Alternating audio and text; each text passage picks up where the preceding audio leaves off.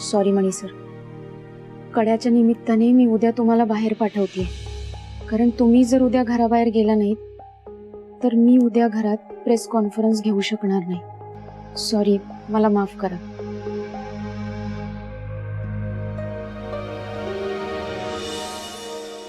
हे काय, बाहेर एवढे पत्रकार का जमा झालेत? पत्रकार परिषद कोणी बोलावली? सुजित, सुजित, ए सुजित. आलो मॉम. काय ग, काय झालंय? अरे तू पत्रकार परिषद बोलावली आहेस का? मी काही काय ग, मग पत्रकार काय आलेत बाहेर? मी नाही बोलवलंय कोणाला, डॅडने बोलवलं असेल. नाही अरे, त्यांनी बोलावलं असतं तर मला चहा नाश्त्याची सोय करायला सांगितली असती. ते पण नाही सांगितलं. मग पत्रकार का जमले? स्वानंदी, तू पत्रकारांना बोलावलंस? अगं उत्तर दे, मी तुला काहीतरी विचारतेय. पत्रकारांना तू बोलावलंयस का?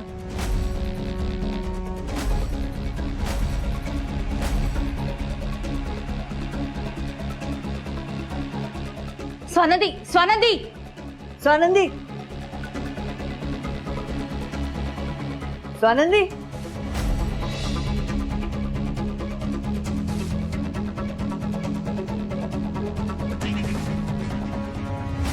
सरपोतदारांच्या घरात ही प्रेस कॉन्फरन्स कोण घेणार आहे? माहित नाही, साहेब तर सकाळीच दिल्लीला गेले. मग प्रेस कॉन्फरन्स कोण घेत आहे काय माहित नाही. ते लवकरच कळेल आपल्याला, पण सरपोतदारांच्या घरात काहीतरी गडबड सुरू आहे हे मात्र नक्की आहे. नमस्कार.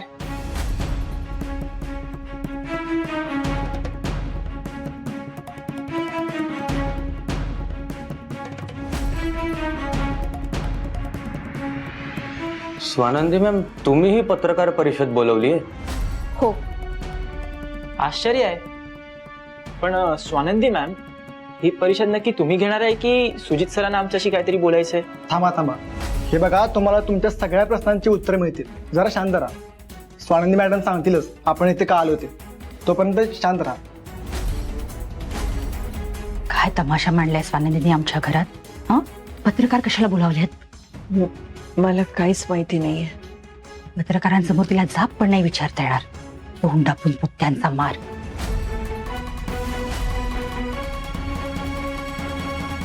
मला माहिती आहे तुम्हा सगळ्यांना खूप प्रश्न पडलेत आणि तुमच्या प्रत्येक प्रश्नाचं उत्तर मी तुम्हाला देणार आहे. मी पत्रकार परिषद घेतेय हे बघून तुम्हाला आश्चर्य वाटलं असेल, कारण आतापर्यंत सरपोतदार साहेब किंवा त्यांचे चिरंजीव यांनीच तुम्हाला बोलवलंय. पण आजची पत्रकार परिषद मी घेणार आहे. खरं तर मला हे सगळं करायचं नव्हतं, माझ्याकडे पर्याय नाहीये दुसरा, म्हणून मी तुमची मदत घ्यायचं ठरवलं आणि आज पत्रकार परिषद बोलवली. आजपर्यंत माझ्यासोबत काय काय घडलं हे तुम्हा सगळ्यांनाच माहिती आहे. माझा झालेला अपमान, मला झालेला त्रास, अवहेलना, मी सगळं सहन केलंय. अनेकदा माझ्यावर अत्याचार सुद्धा झाला, तोही मी सहन केला. पण आता प्रश्न माझ्या बाळाचा आहे, त्यामुळे माझा नाईलाज आहे. स्वानंदीला या पत्रकारांना नेमकं काय सांगायचंय? म्हणून मी पत्रकार परिषद घ्यायचं ठरवलं. मला खात्री आहे तुम्ही मला न्याय मिळवून द्याल.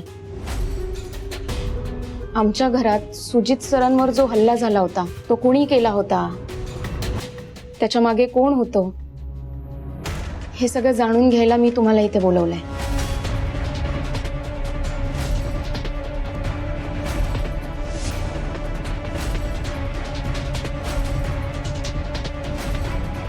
वाट लागली.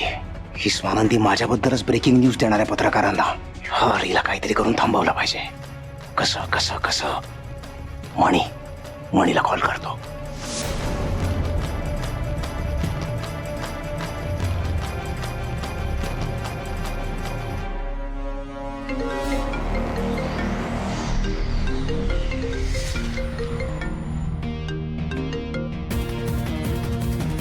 बोल सुजित.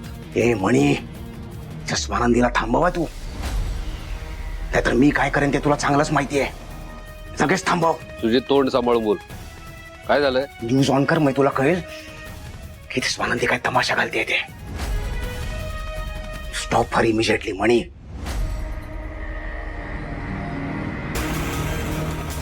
तुम्हाला असं वाटत असेल ना की मी हे सगळं तुम्हाला का सांगतेय, म्हणजे खरं तर मी पोलिसात जायला पाहिजे. ए मणी, हा, तू जर स्वानंदीला थांबवलं नाहीस ना तर मी स्वतः प्रेस समोर जाईन आणि सगळ्यांसमोर कबूल करेन की स्वानंदीच्या बाळाचा बाप मी आहे. मग काय होईल? पोलीस येतील, मला पकडून घेऊन जातील. या धक्क्याने स्वानंदी तर मरेलच, पण मी जर जेलमध्ये गेलो ना तर तुझं बाळ पण नाही वाचणार. लवकर ये आणि थांबवा तमाशा, लवकर.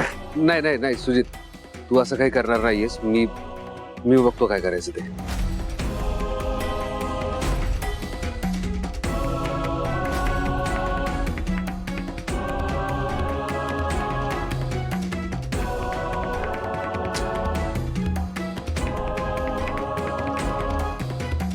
स्वानंदी, फोन उचला.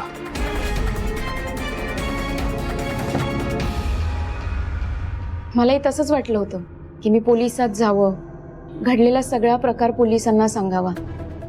पण मी ज्यांच्याशी लढतीये ती लोक खूप मोठी आहे. त्यांची पॉवर वापरून त्यांनी पोलिसांना सुद्धा मॅनेज केलं असतं. म्हणून मी तुमच्या मार्फत माझ्यावर झालेला अन्याय जगासमोर मांडण्याचा निर्णय घेतलाय. आता जनताच मला न्याय मिळवून देईल असा विश्वास आहे माझा. काही दिवसांपूर्वी मी आणि मणिसर गार्डनमध्ये फिरायला गेलो होतो. तिथे आमचा सामना 2 गुंडांशी झाला.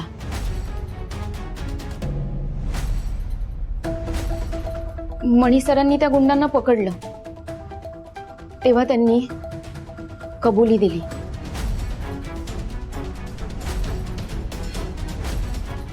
जी कबुली ऐकून तुम्हा सगळ्यांना खूप मोठा धक्का बसेल. पण स्वानंदी मॅडम, कसली कबुली? सुजित सरांवर झालेल्या हल्ल्याची कबुली.